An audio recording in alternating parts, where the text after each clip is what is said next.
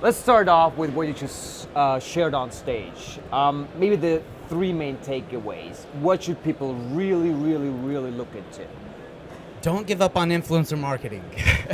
Like, the biggest thing with influencers is that you want their organic traffic. They're worth the organic traffic if you're copying post IDs down.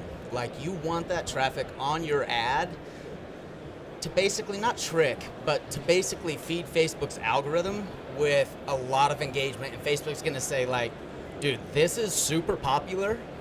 Let's give it really cheap CPMs. Right. Sorry, just to, don't mean to interrupt, but just to get this straight. So what you actually do is you have your ad. Yes. And you use the influencer's ad account actually. Yes. Use the same ad ID and push it through their ad account. Yeah, okay. so if you can get permission to run from their page, do it. But a lot of times when I did what I spoke on, I wasn't running from a influencer's ad account. I was running from our own business page, but I was using the same post ID all the way down. So when the influencer shared my post, it had the same post ID going down. And then all that does is create all the engagement. Then later on in step 2 of my process is when the influencer makes the video a live. Like, biggest takeaway of that is it needs to be raw. It needs to be a live 9:16 raw video of the actual influencer just talking about your product. Don't do a professional one.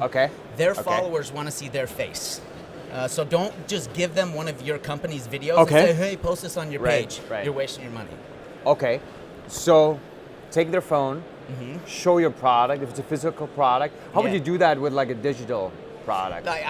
And what I said on stage, if it's a SaaS or if it's a digital product, have them pull it up, have them pull the web page up or whatever and say, I love this. Just have them using your product in some way, shape, or form, instead of him just getting on the screen and saying, I really like this platform. Have them on the platform. Right.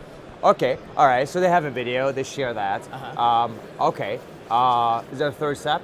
Yeah, third step's the remarketing. So everybody should be remarketing already, but when you use an influencer's video and it's a 60-second video, you're going to get a lot of views because they got all these fans. Everybody's going to watch their stuff, and that creates an audience of all these people. So when you create your custom audiences of 95% video views, the people who have watched 75%, 50%, they're strong. And those are the people that you remarket to, that you hit again, and that's where your big ROAS is. That's where big return is. Okay, and then with those custom audiences or lookalikes, I assume, based on those, you don't really need the influencer for that anymore, right? No, so no. That's the beauty of it. Third step is just that's your company's video. It can be fancy, it can be whatever, because by now, all these people are familiar with your brand. They already know who you are. When initially they didn't, so you needed to use the influencer. Okay, all right. So how much of your business success would you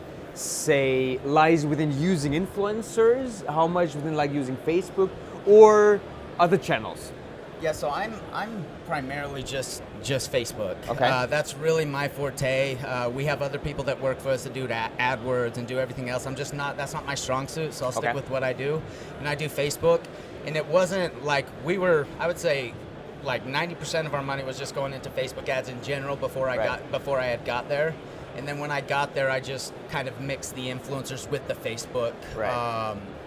And that's when things kind of took off, is when you start mixing the two and you put a popular face on a Facebook ad, it explodes real quick. So how would you then find those influencers? So I spoke about it, and I spoke about it in the thing. Like there's a bunch of platforms that you can get on and look and find influencers.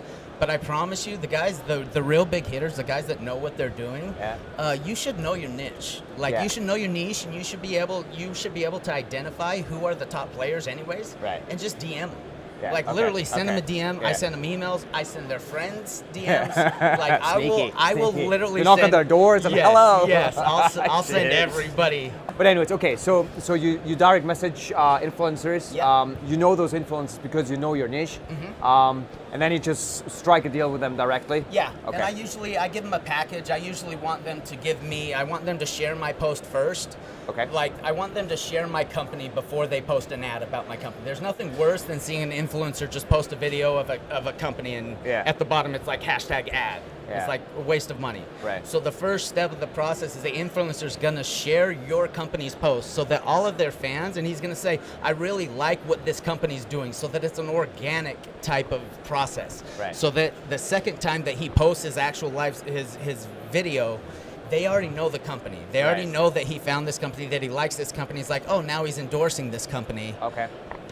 So, but it's interesting that you mentioned that, like the hashtag ad, or however they put it. Yeah. And I see that more and more. Yeah. Just paid promotion. Do your influencers usually do that, like the market as a sponsored post, or they don't? And how would it influence the results of the campaign?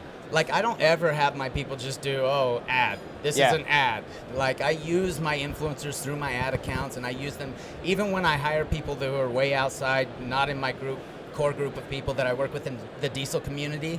I still get the same thing from them. I want a shared post, I want a video from you, I want a Facebook post, I want an Instagram post, and then I want swipe ups. I want 3 swipe ups from you. And that's the package that I ask from all my influencers. And that way I have so much ammo to use when I get all of this content. I basically have 3 weeks of these 3 steps to do. All right. And then, so when you do that, do you usually just work with like 1 or 2 influencers at a time? I primarily, or do you do it like a big product launch? Yeah, so I work with a bunch of different influencers, and on the specific campaign that I was talking about, that was 2 influencers at the same time. I had one guy pushing, I had another guy pushing towards the same exact campaign, same post IDs, everything. I just used 2 different faces. One of the influencer has a different following of people, one of the influencer has a different one, and all I want is I just want engagement in my ads so that I can retarget. I just want to get all of their followers to know my brand so that I can retarget them. All right. Well, that's fantastic. I have a last question. Yes. So that was perfect information about influencer marketing. What do you think are the biggest opportunities for people here? So is it actually working with influencers like that? Should they look into something else? What would you recommend? I'm all on board for the influencer marketing. It's going to be there forever. And I think as Facebook and as the algorithms change a little bit, it's going to get higher and higher CPMs. It's only going to get more expensive. And the only way to counteract that is to find people with organic reach.